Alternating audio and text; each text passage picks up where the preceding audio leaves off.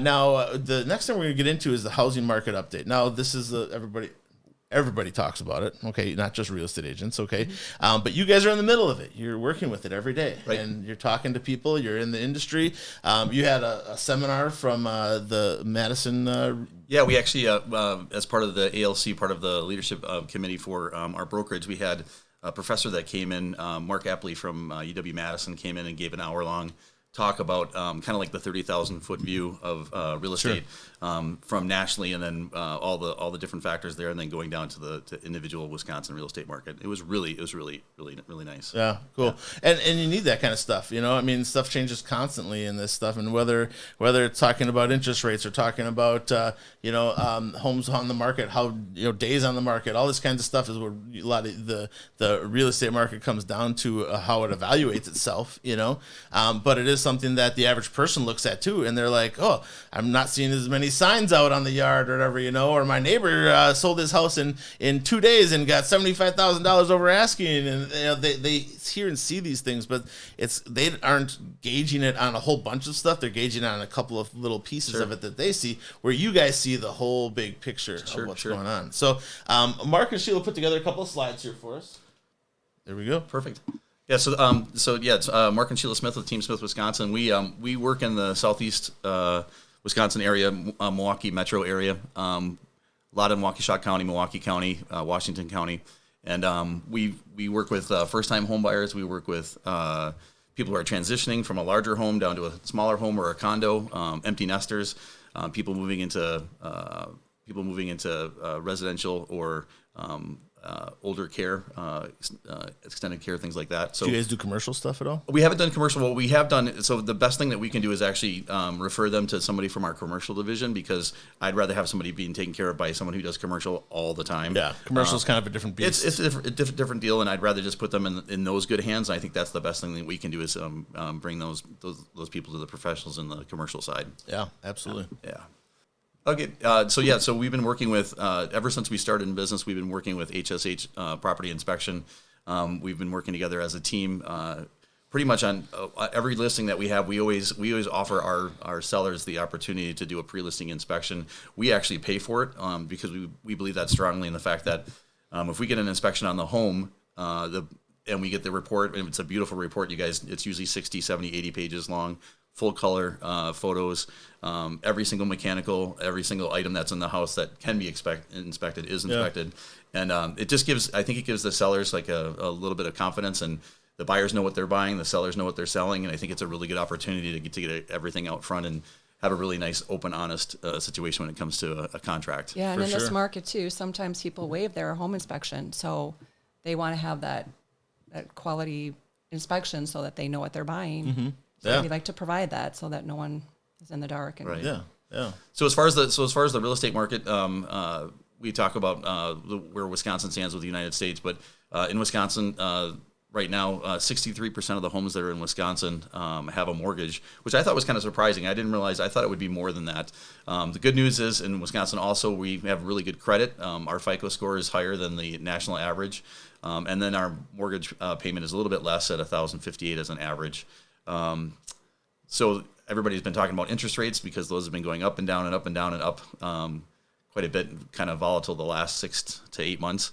But to be honest, the entire country's been enjoying lower than 4%. So if we look at less than 3% in Wisconsin, 28% of people have an interest rate right now, a mortgage rate of 20% is 3% or less. That's us. And then we cashed in on that. Yeah. When it got down to 2.38, I think we got in on it.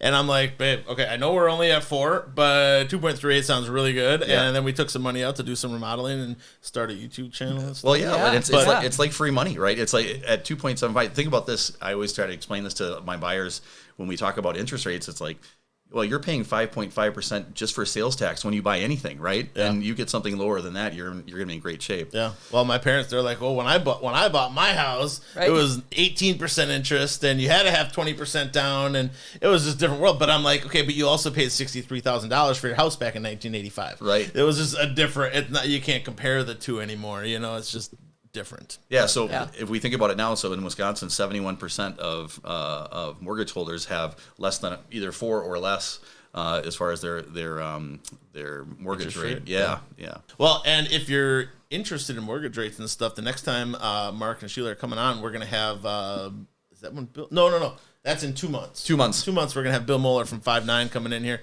I always call it High Five, but it's 5'9" bank. And Bill, shout out, man. If you're looking for somebody to talk to about mortgage rates and mortgages and that kind of stuff, Bill Moeller, 5'9".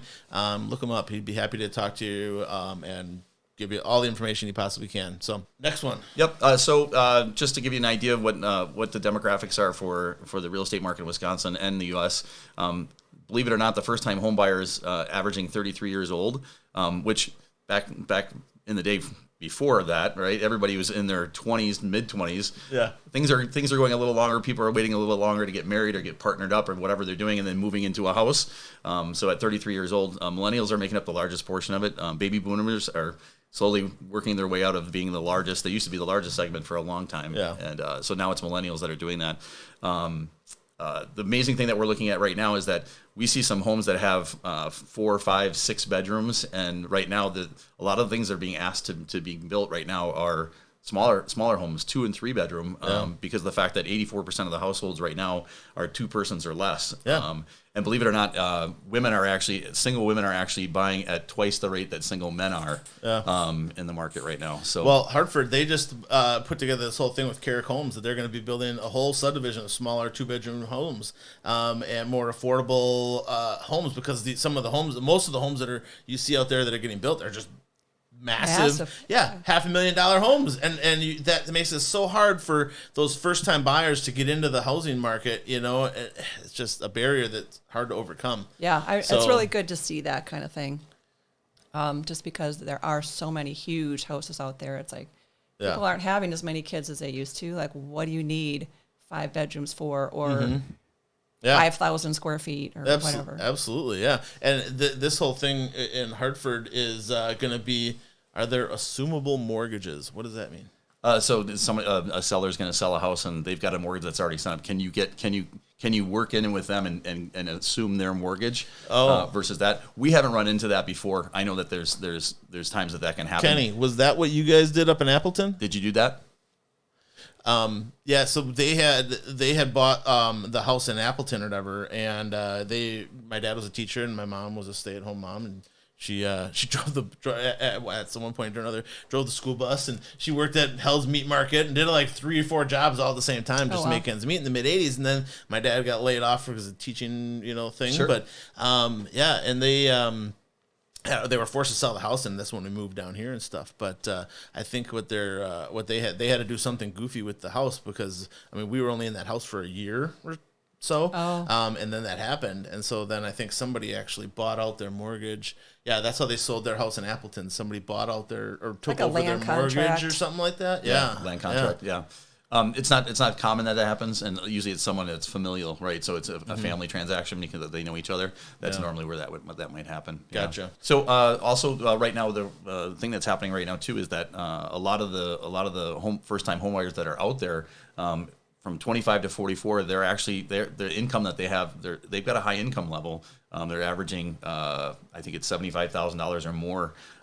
So these are people who have either gotten to the trades or they've gotten a 4-year education or whatever it is that they're doing, but they've got high income, so they're able to afford expensive homes. And actually, the median price right now for Waukesha County is like $356,000 for a home. Isn't that crazy? That's not exactly a first-time home buyer market, right? No, so not at you all. have to think about that. Yeah, and everything keeps appreciating, and we always talk about equity and the fact that the normal amount is usually 4 to 5% a year. Yeah. The last 2 years has been between 12, maybe 10, 12, 15% Yeah, for the last couple of years. And like Waukesha and Hartford, I mean, blue collar communities. You're not. Generally, you don't have like the Fox Points of the world where everybody makes $200,000 a year. I mean, the average person in Waukesha and Hartford are probably going to be making that $40,000 to $60,000 range. Thankfully, if they were in the housing market and they had a house, they probably profited from the last few years where house prices just went bonkers, Right. Right. But it's something that those people that are still in that $40,000 to $60,000 range that didn't have a house, that were renting or whatever, man, that's a hard jump to make. Sure. So Yeah. Well, and that's something that's changed a little bit here too, is that rents are really going up. So a lot of people have been talking to first-time home buyers going, I don't want to pay rent because I'm paying a lot. Like I could buy a house for this. You're paying somebody else's mortgage. And I don't want to pay exactly someone right. else's mortgage. So. Yeah. Yeah, when we talk about interest rates, when you're renting, you're paying 100% interest. Yeah. You know what I mean? Because that money's all going away. That's not coming back. It's going to somebody else's pocket. If you can afford $1,500 a month in rent, you can afford to buy a house as long as your interest is good and you have had a job for more than a year or two. Yeah. So yeah. Right. give the Smith team a call. Get it done. So one thing that I was going to get back to on the graph was there's a graph at the bottom here that kind of shows building starts and units that are being built. If you notice right toward the end there in the 2008, 2009, there's a little downturn and there wasn't many housing starts. If you notice, we're still pretty far behind because that trend that's behind that line before the blue that's in the yellow, that's the demand and need for it. So there's actually a big deficit right now in housing as far as new homes being built. Yeah. I think a lot of that comes down to the construction industry. They got decimated in the 2008 to 2010. I mean, so many of the construction companies out there went under, and now they're trying to get back into it. But such a employment shortage, of people that are not only willing to work but have some sort of skills and are capable of working, and want to show up. There's just such a shortage of good employees right now that they can't hire enough people. So when you talk to people about going into the trades and things like that, for a long time everybody was like, oh, college, everybody's got to go to college. And like when I used to teach in Mountain Falls, there's like 2 tech ed teachers now, where there used to be 13 teaching all the different trades and all that kind of stuff. So we need to kind of not only get those workers out there working, but we need to change our ideas about education and what is a good job. I mean, you can go out and be a carpenter, and you can make 80, 90 grand a year, and you don't have to have $80,000 of student loan debt. Right. Well, there's a good example of that at Kettle Moraine High School. I know that they've opened up their entire tech department. Everything from metal work to woodwork to printing to you name it, they've got things going on. But there's so many more kids that are getting involved in those trades. And I know that we're supporting that with the Delsman Chamber right now. We're actually going to give scholarships out to kids that are not going to 4-year schools, that are going to 2-year schools. Yeah. So that's kind of a good thing that we're actually seeing the high schools kind of reflect that as well. Yeah. Locally. I mean, a good welder can make 6 figures a year. Right. Yeah. Like after just a couple It's of years of amazing. education, Right. and just yeah. But let's get back to real estate. So Yeah, so this is the interest rates over the years, and you can see when you were talking about your parents at 18%, that's exactly right. The highest rate was 18.63 as an average, and then the lowest rate was 2.65, which we talked about. I think like most people think it's almost like giving money away, right? Like that's it's not a free mortgage, but it's pretty darn close. Yep. Yeah, I think we got 2.3 because we went from a 30-year mortgage down to a 15-year Oh, yeah. mortgage, so that got us a little bit lower as well. And I think we paid up for some points. Yep. If I don't remember correctly. So the average rate over the last since 1971 has been 7.75%, and we're below that right now by a considerable amount. Next page here. So today's rate, so I took these as of yesterday. So 30-year fixed is around 6%. 15-year fixed is at 5.2, 5.3. 3-year ARM is at 5.25, and a 5-year ARM is at 5.5. So with interest rates going up, when they started ticking up at 5.5, 6, 6.5, 7, when they were in that range, the adjustable rate mortgages became a little bit more attractive. Because the fact that you can get in at that rate at a little bit lower portion and then wait that 3 years and see what happens, and you could refinance. The good news is that a lot of these finance companies are willing to do a refi or do a no cash refi. When the mortgage rates were going up last year at the home show, when we were sitting there and we had Bill Mueller in the show booth with us. Right. He was like, yeah, my 30-year fixed mortgage is at 7%, but I can get you into a 4% ARM for in the next couple of weeks or whatever, And so that was a 3% swing.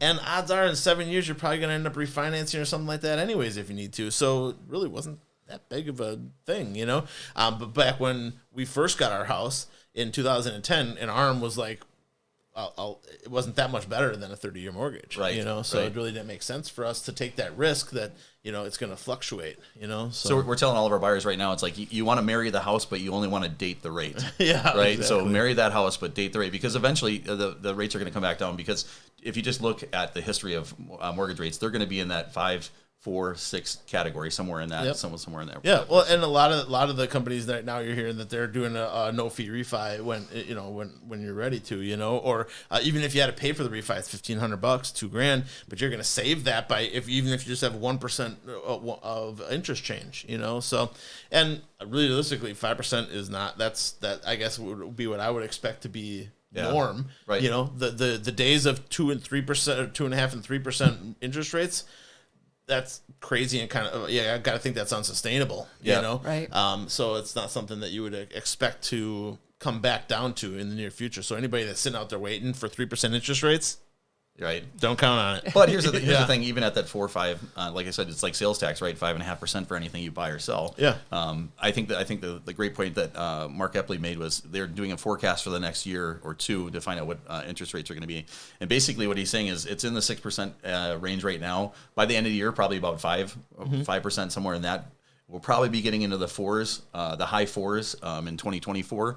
So as things go, that's what the forecast is right now. Yeah. Don't have a crystal ball, but a lot of things can happen. But I think generally when the economy is really good and inflation is low, the interest rates are low. When the inflation is high and the economy is sluggish, I guess you would call it right now, then you're going to have higher interest rates. And it's basically just the Fed trying to manage, inflation and all that other kinds of stuff that comes in. There's a lot of things that work into it, but mortgage rates and lending rates basically is what it comes down to, and that's one thing that they can manipulate to try to control things and not let things get out of hand.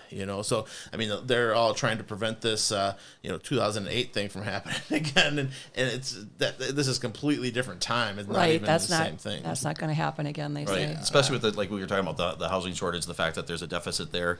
Yeah. Also, we're not talking about subprime rates, because the thing is that all those mortgages are sold, and when they bundle them in 100 and 200 and 1,000 at a time, if one goes bad, that's not a huge deal. But Correct. when 50 out of the 100 go bad, then that's when you run into a problem. So I don't know that that's going to happen again. For sure. So locally, here's our local MLS update. So when we talk about the MLS, we're talking about the metro area, so Milwaukee, Waukesha, Washington, and Ozaukee counties. The Friday hot sheet, we had 55 new listings, 17 with an offer.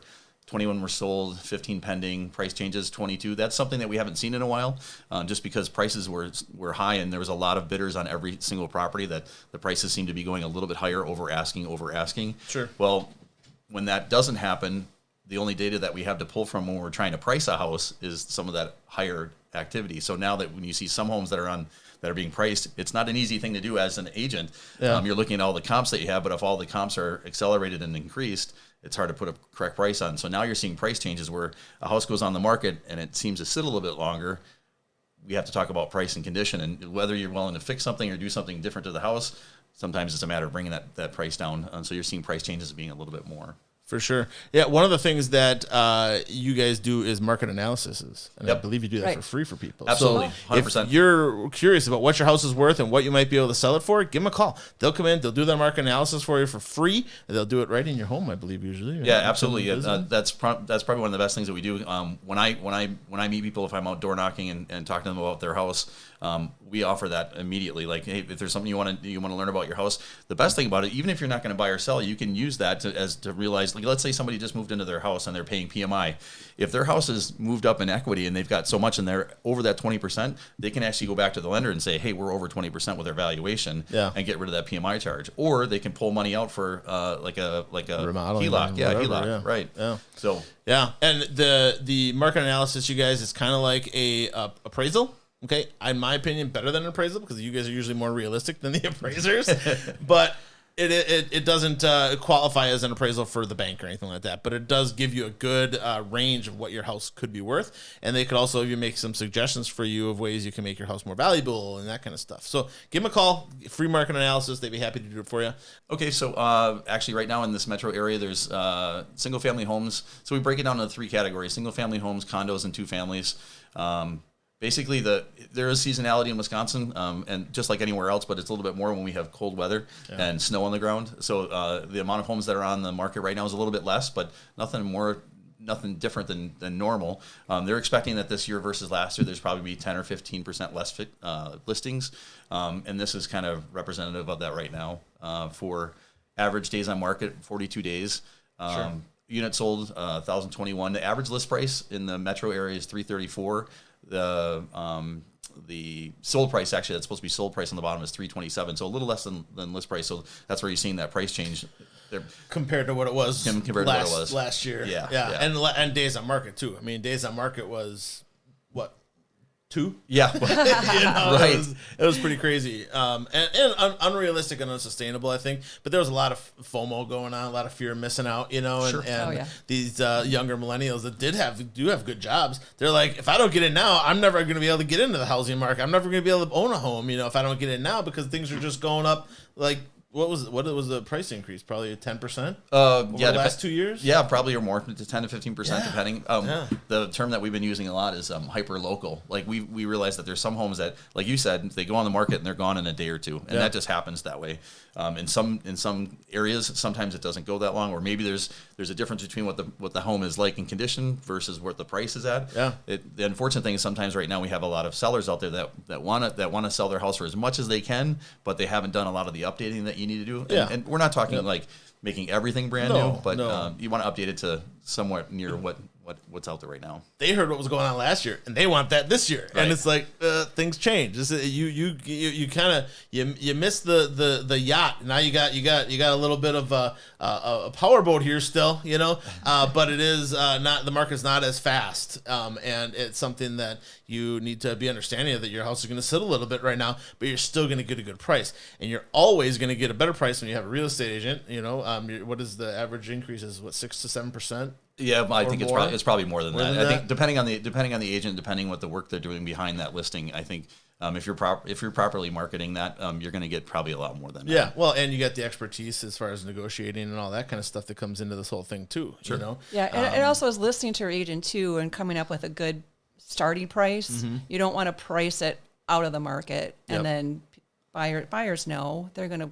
Like, no, that house isn't worth that. And then it will sit, and then people will think something's wrong with it. So the longer it sits, the actually lower price you're going to get for the house. Yeah, because if you overprice it, then the people that were potentially going to offer on your home at a correct price already bought another house, and they're not attainable. You can't get them. Yeah, and the whole goal, the whole strategy is to get multiple offers so that price increases. So if you start at the correct price, you should get multiple offers, and when you get multiple offers, the price will go up. Sure. The one thing we are noticing though too is that when we talk about the market softening a little bit, right now we're actually seeing that the buyers are still out there. Like when we're talking to agents that are doing open houses right now, they're seeing 10, 20, 30 couples coming through on an open house, which we haven't seen that for a little while. We've seen more people coming back into the market. So even though it is seasonal, I still think there's plenty of buyers out there right now. There's a lot of buyers right now. Yeah. And I think they might be being a little bit pickier too, because there's more houses on the market than there were. They have more options available to them, but still not what it normally would be as far as your number of homes on market. And that this time of year kind of definitely slows down. Mid-February, maybe March. I mean, they always say spring starts when the Packers lose, so Packers are now out of it. So if we go back 5 years, what are we looking for days on market? Oh my goodness, 90?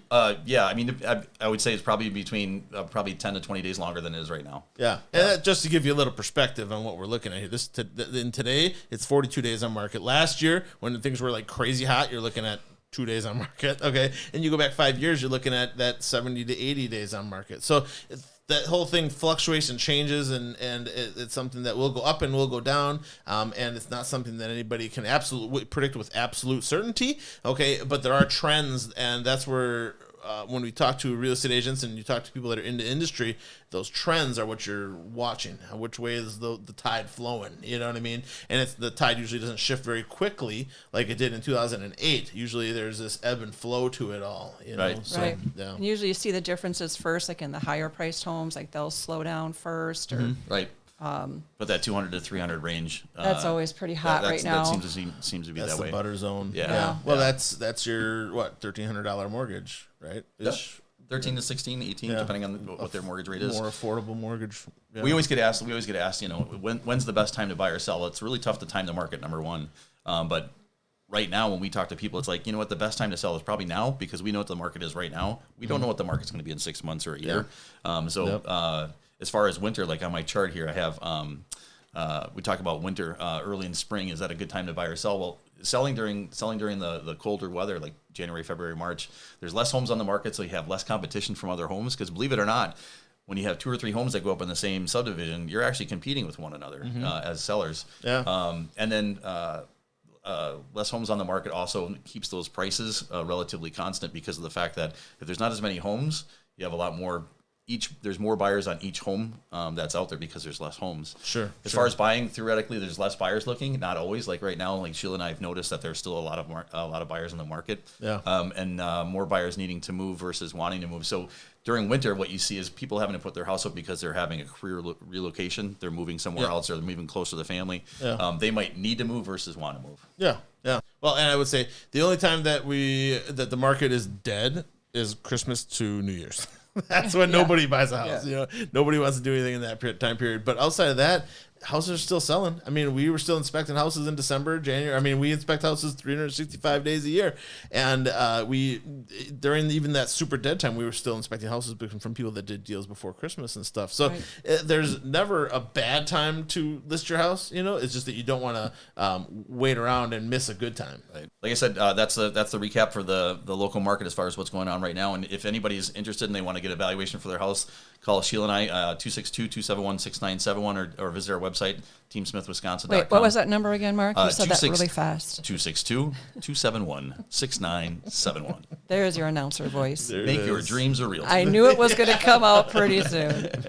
There we go. Thank you so much for having us. Yeah, glad to have you. Thank If you ever have any questions, concerns, anything like that, bring it to us. We got that Saturday morning show every Saturday from 9 to 10 a.m. here on the Helpful Home Inspector Network. Thanks again for tuning in to you guys. Remember, the better you take care of your house, the better it's going to take care of you.